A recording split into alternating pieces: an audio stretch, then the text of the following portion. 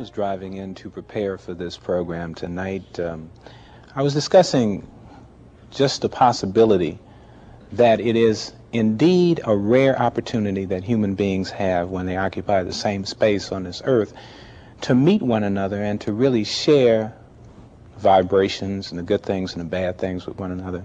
But what is even more outstanding is to meet a person who has done immeasurable, or shall we say profound, things in their lifetime, and to be able to learn from that and to share that.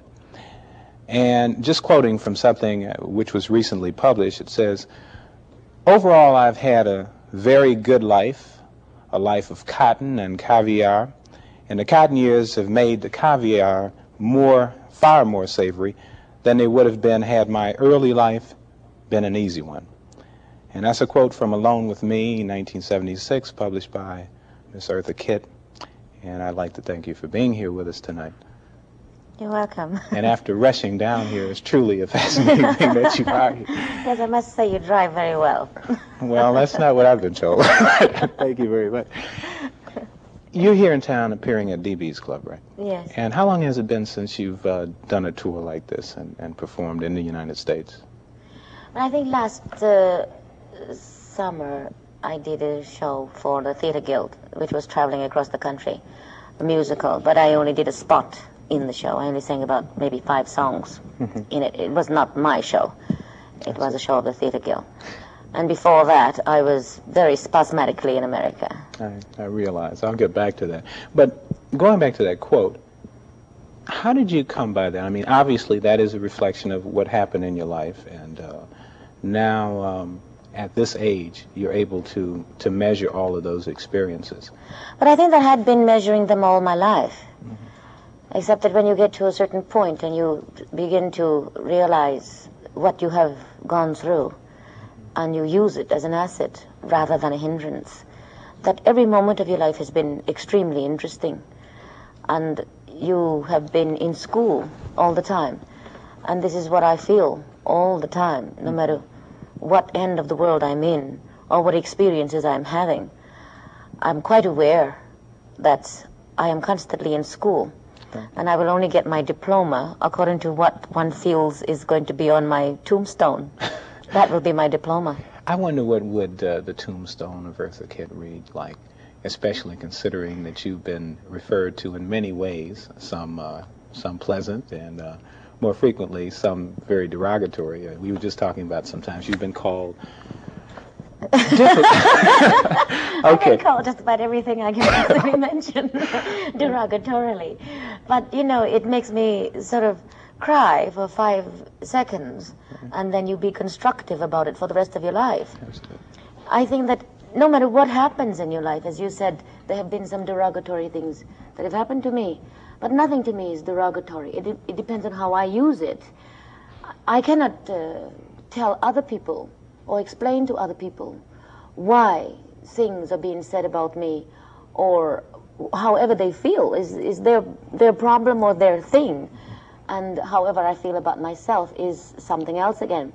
Therefore, I cannot go through life apologizing for what I do, or for what I say, or for my behavior. You've never done that, have you? I mean, really? No, because I never do anything deliberately to hurt anybody. Because I think that everything in life comes back on you. And if you are a hateful person, and you are a derogatory person, and you're a mean person, you're a hateful person, and you're out to get, you know, in a mean way, it's got to turn back on you. Therefore, no matter what I do, it's always with that, even though I may not know it at the time, it is that I never do anything to hurt anybody. But at the same time, I know I have to be constructive, I have to be honest, and I have to be sincere about whatever it is that I'm doing. Okay, obviously natural transition into what you've been asked about 1,000 times on this tour, and obviously it's a very, how can I put it, it was a very interesting time in history in that you know and I know the whole thing around your invitation to the lunch or brunch with Lady Bird Johnson. Yes. And the subsequent things that happened with that.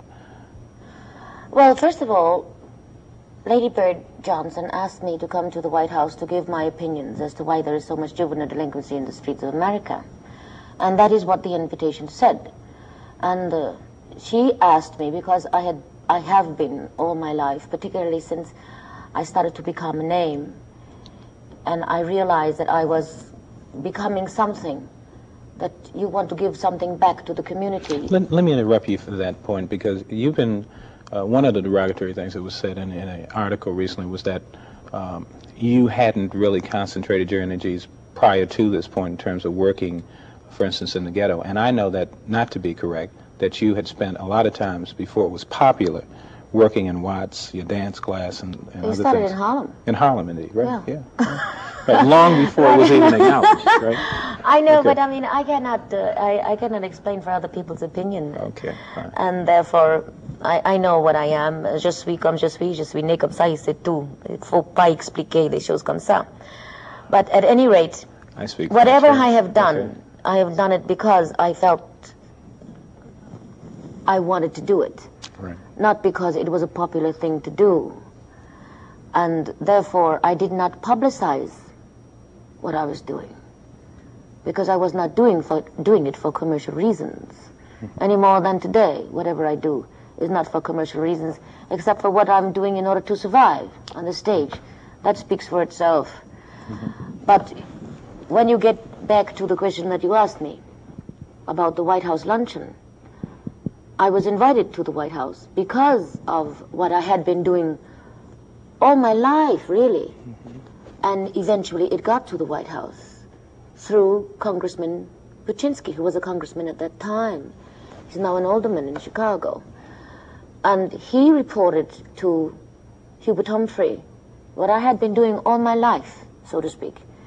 And the situation that really stimulated this request that I come to this luncheon was what I did in Washington, by helping a group of kids who are our kids of the ghetto fund themselves through government funding to do their own thing, that they could go out and get kids from the street to come into their unit and find jobs and become constructive citizens rather than quote-unquote derogatory citizens or derogatory human beings. And we got several areas of Washington cleaned up. Poverty areas that didn't have any hot water got hot water. Areas that didn't have pavement on the streets got paved. Areas that didn't have any recreational centers got recreational centers. Pools that had been closed up for obvious reasons were suddenly opened. Locks on school gates were suddenly taken off because the kids need the schoolyards more after school than they do during school hours. Right. And as they were trying to climb the walls in order to have a place to play, the cops would come and grab them and, reprimand them. But I said, take the locks off the gates so that the kids are not playing in the streets. The schoolyards are one of the only places that they have to play. Right. So let them have the schoolyards after school, as well as during the school recess time, which happens to be like, a half an hour or whatever that case may be. Anyway, that's one of the reasons why I was asked to come to the White House, to give my opinions as to why there is so much juvenile delinquency in the streets of America. But when I raised my hand and Mrs. Johnson gave me the floor, after I heard things like, well, we should build bigger streetlights so that if we are going to be attacked, we can see who is going to attack us. We should put flower pots on the windowsills of the poverty areas of America, so to cover it up, make it look pretty, And I asked Mrs. Johnson, don't you think that it would be better to get rid of the rats in Harlem, for instance, and then put the flower pots? Right. You cannot cover up something by putting a Band-Aid on it. The rats can knock them down. You have to find the core. Right? You have to find the core of the matter. Right. And don't you think also that perhaps it might have something to do with our involvement in Vietnam? Because our boys feel that if we are good guys, we are the ones that are most apt to get the gun, to go shoot and kill and steal. And as a result, me as a mother who has brought my child up by the 10 Commandments. Thou shalt not kill, thou shalt not steal, and do all of the good things that Christianity should be all about, and supposedly is all about. That's what they have been teaching us ever since existence, that Absolutely. we can remember. That now you are taking the child and throwing it into a position where all of these 10 Commandments are now meaningless. And after it is going through that ism, you bring it back home and you don't detrain it. You throw it back into the society. And it still has that killer instinct that you've taught it, whereby us mothers have been trying to say, don't kill, don't steal, don't do anything, do unto others as you would have them do unto you. And now it's confusing not only to the child, but it's also confusing to me as a parent. Right. So as a result of that, President Johnson picked up the telephone, and this is all on my dossier. And that dossier is inextricably interesting. You should read it. and I can imagine they talked about obviously your sex life and all of these other things. Which they know nothing about. I think on the dossier I missed out on something by living in Paris. Maybe all they had to do was call up Johnson Publication, you know. They would have found out more about me than anybody Well, maybe else they knows. should have called you and just said, well, Eartha, They could have read my book, Thursday's Child, the first one. They would have known more than anybody then you would have else gotten could some tell them. royalties out of it anyway. Okay. I'm supposed to be a sex nymphomaniac, so watch it. Okay. Well, in that case, we'll just turn off the cameras. Okay, now we both have dossiers, obviously. But so after that point, the practical economic thing is that you couldn't work. I mean, you were hounded, right? As far as I Yes, I understand. was. It's like your telephone is being invaded, your letters are being confiscated or read, and you're hounded. They go into areas that you are working or you are about to be going to work in, or that you had been working in, and they start asking questions. And it is not that the venues themselves, the hotels or the nightclubs or whatever, are against me personally. Is that they don't want to be harassed by the White House. Right, it was just... And when they come in and they start asking questions about, do you know anything about Eartha Kitt? And they go, oh my God, well, we don't want you guys hanging around, so then they don't hire you. So that I was out of a job in America for all of these years, except for those few friends who kept me to some extent, in the eye of the public, such as Mike Douglas, Merv Griffin. They were very, very good friends to me during those years, and I'm very grateful to them for that. You find now that you are looked upon with more respect by people in various quarters wherever you go as a result of what you had to say, because you've been proved to be right. The war in Vietnam has been acknowledged to be a mistake and immoral in that respect. In other words, now it seems that since you've been proved right, people say that Eartha Kitt is indeed a person worth revering. A lot of people I cannot answer that, really. Right. All I know is that now I am being asked to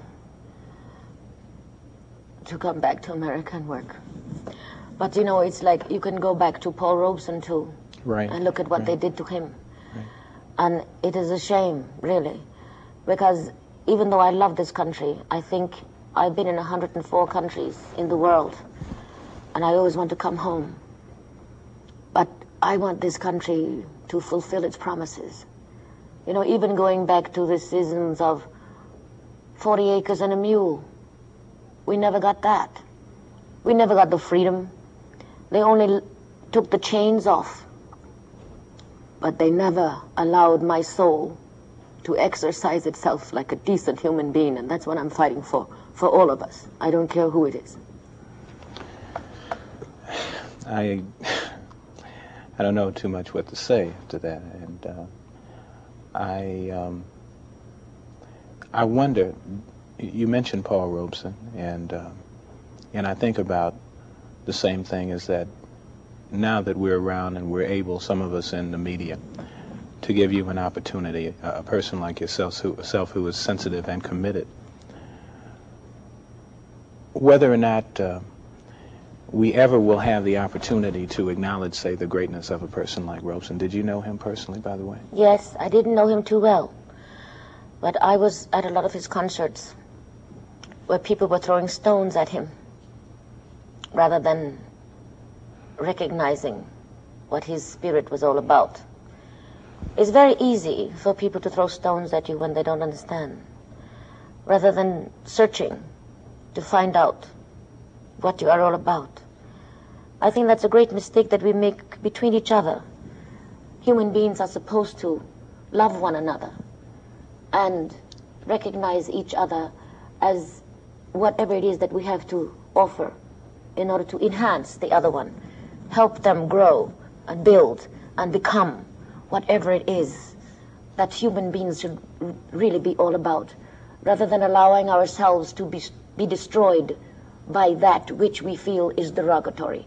We fall into unhealthy traps by having people call us names, and rather than laughing about it and using it as energy to build on, we fall into a trap of weakness and say, well, we're not wanted.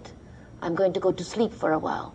So we start drinking too much alcohol, we get on cocaine, we get on anything that makes us put ourselves in a position where then they, whomever they are, who are in power, then point a finger at you and say, see, I told you so, you can't handle it. What do you think are the prospects now? Because what you said at the White House in '68 is just as true today. There was a supposed juvenile delinquency crisis in America now. Maybe 40% of black youngsters, particularly, and poor youngsters in general, are unemployed. And juvenile delinquency, or what is called juvenile delinquency, is supposedly very, very much in evidence today. What is the prospect for the realization of the thing that you're talking about, for America to be what it should be? Not fall into those traps of weakness. I think that as long as we feel, any of us feel, and I'm not talking about whether you're black or white, because we're all in the same trap. We're all in the same trap of those who are taking advantage of our energies for their benefits. Those who are in power. Rather than allowing us to be properly educated, and I mean all of us, Americans in general, to be properly educated to elevate ourselves from the ghetto of anywhere. I think that high taxation is one of the most dangerous things. It is so dangerous that we have not been able to, even with the education, elevate ourselves. Because in that way, we are being killed as well. So that when you are educated, you find that high taxation does not allow you to get your head out of the ghetto, because you cannot see where you're going. Because the more you make, the more they take, rather than having just 1% for everybody. No deductions for anybody. Take care of the poor, as long as the poor is really poor, rather than allowing those strong who are poor to remain weak. You should keep them, give them encouragement to elevate themselves.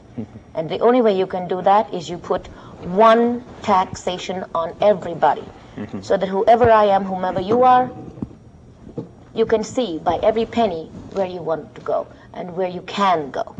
Whether you want to be the highest educated person in the world, or whether you just want to make a lot of money and obtain material things, or if you want to just be what they call just a person who just makes enough money to get by. That should be the decision of the individual, not the government. This country is supposed to be run by the people, not by the government. But the people are not doing their job, because the people are allowing the government to take over and dictate to the people what they want the people to do, rather than the people doing the reverse. Now, when the people realize, you know what happens? If this country really decided not to pay any taxes, what would happen? Obviously. Everybody would be prosperous, like the country said. Right. This is a prosperous country. Right. There should be no poverty in this country. There should be nobody in this country who is ostracized because of his color, his religion, or the fact that he doesn't have the right kind of teeth. There should be no such thing. But you know, at the same time, I look at the Statue of Liberty, and what does that Statue of Liberty says? With her arms like this, you know, give me your poor, give me your oppressed, give me your unwanted. Those may not be the exact words. Right. But what she says is, give me that which you do not want, and we will take care of it. Which means that under that banner, you can never become anything. Because once you start to become something, they say, oh, stop it. Right. This country is supposed to take care of the unwanted, not those who are in a position to take care of themselves. Indeed. Indeed. France is brilliant by sending us that Statue of Liberty. Brilliant. You know, because psychologically, it seems that philosophically she knew what this country was going to be all about. Did you find that when you were in Europe, the beginning of your career was more or less, I mean, you were acknowledged in France before you were in the United States as a how can I put it, an outstanding artist? As a successful As a successful, okay. No, that's not what I read. I read that you were acknowledged really as a talented cotton picker, star, really. But talented, successful human being. Right, absolutely. And I think that one can say, I'm a successful mechanic, I'm a successful teacher, I'm a successful mother, but you know, we are successful human beings. And all of these isms come under that category. And it doesn't matter whether my name is on the marquee or not. I feel successful within myself because I feel successful. I'm a decent human being. And I like myself very much, therefore I'm successful. You know, that's interesting because now what you find is a lot of young people, particularly, will try to emulate artists or stars, people who are stars that they see. And it's very infrequent that a person of your stature in the business and the entertainment business says the things that you've said.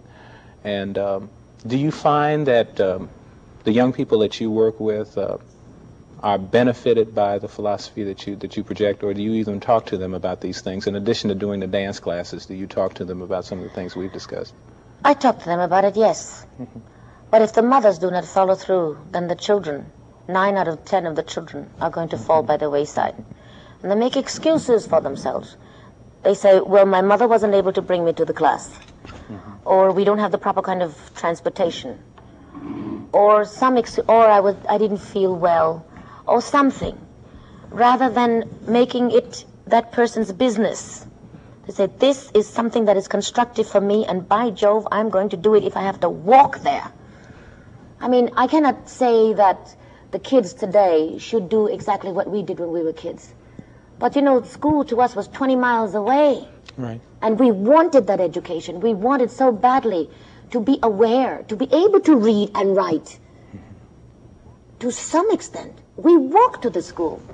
And even though I, as a kid, not being black, not being white, and being refused by the blacks and the whites, nobody wanted me because that's an ugly duckling. She's not black enough for us to accept her, and she's not white enough for them to accept her. I was reading something. But to me, I can laugh about it, you know, because I set out, I'm sure in the back of my head that said, okay, you don't want me, there are not enough Indians around to do anything about it. I'm going to prove to you that I'm worthwhile being here, doggone it. I heard that you mentioned about blacks and whites among, when you said you weren't wanted. And that was one of the kind of interesting things, because I read that said that some people said that you were too light, at that time. Yeah, they called me Yellow Gal, which gave my mother a very bad time. So even among ourselves, we obviously show the That's same. right. So whatever the blacks are going to say about me, or whatever the whites are going to say about me, they have to handle it. Mm-hmm. That's their problem, not mine. And I'm not going to make it my problem. How now do you? How now is your career looking? Obviously, a lot of the things that kept you from performing here a long time. Why don't you try some of this? What is it that? Carrot juice. Carrot juice. Oh, I love carrot juice. Absolutely. Yeah, thank you. Okay. Why didn't you bring this out earlier? Well, I didn't want to stop your pace. I realized that it was very difficult. And anyway, though, but speaking of that, obviously now your career is seemingly moving in a much more stable direction. I mean, you're going to be on Broadway in the near future, and you're performing at DB's this week. First of all, I don't understand the word stable, because there's nothing in the world that is stable. Oh, okay. Except within yourself, that inner kind of spirit that always keeps you intact. Everything else outside of that is not stable. Because you don't know if these lights are going to suddenly go off right now. That's not stable, no matter what it looks like. Now you bring the flowers. Absolutely, absolutely. I understand. Let me just interrupt. Now, I understand. Wait a minute. I have to build up to this, you know, theatrics, right? I understood, you know, we're watching, obviously, all of us watched the Tomorrow Show. And when you were talking to Tom Snyder, he said that you didn't like cut flowers. So what we decided to do, we decided to buy this vase. So after the flowers died, you could remember. I take the vase home, can I? Absolutely. Absolutely. Oh, that's very sweet. But you know, somebody asked me the other day, it's something, somebody's writing some article for a newspaper or a magazine, and he said, can I have your opinion as to why colored people are always late? And I said, because we don't live by the clock. We live by the sense of life. And this is it. All right. Okay. You prove my point. Okay, absolutely. We understand that in television. Everybody that tells us we deal with time, then they got to understand that black television is going to be a little bit anyway. We deal with the clock of life. What does your show, your new show, contain? The thing that they can expect to see at DB's when everybody goes out? Just a little bit of a I can't explain that. You've just come to see Eartha Kitt, and whatever you find, that's going to be it. That's it. Whatever you see, indeed. I mentioned, I was talking to you in the car as I came along, and just a few words about that. You've met Indira Gandhi, and you met Albert Einstein before he died. Yeah. You mentioned to me one particular reason why you wanted to meet that person. I alluded to it earlier about being in the same space and time. What did you find when you met Albert Einstein? That's just, you know, as probably one of the most outstanding human beings that has been around, let alone even going into supposedly his brilliance and that kind of thing. What did I find when I met him? He had a sense of timing, which may be very difficult for me to explain because I can't really. Mm-hmm. His sense of timing had to do with the kind of vibrations and meeting of a person that came into his world. And his sense of timing was perfect. Because he could vibrate, giving this vibration, receiving it back, utilizing it, calculating it, and give it back again, and let the other person handle it. So it was a marvelous mathematical, if you want to think of it in those terms, it was a marvelous mathematical, energetic, vibrating feeling that we were both using our computing machines in order to feel each other to the best of our ability, get as much energy out of that person as is possible, use it and give it back. And that's what the theory of relativity is all about. With that, I'd like to say... In essence, of course. With that, I'd like to say that it's been, I don't know how you say, it's been great, and all of those other cliches and everything, but I guess I have to say something, I don't know, I'm trying to think of something profound, but nothing comes profound. You're trying to get rid of me. But to say, no, seriously, in all seriousness, I do think that that you do represent probably one of the best human beings at our particular time in space and history, and I'm glad that we had an opportunity to talk to you. I'm glad that everybody had a chance to see you. And that's not patronizing, that's not anything but say it's not apologizing for being late. Just saying thank you for being here. You're quite welcome. Okay. And thank you.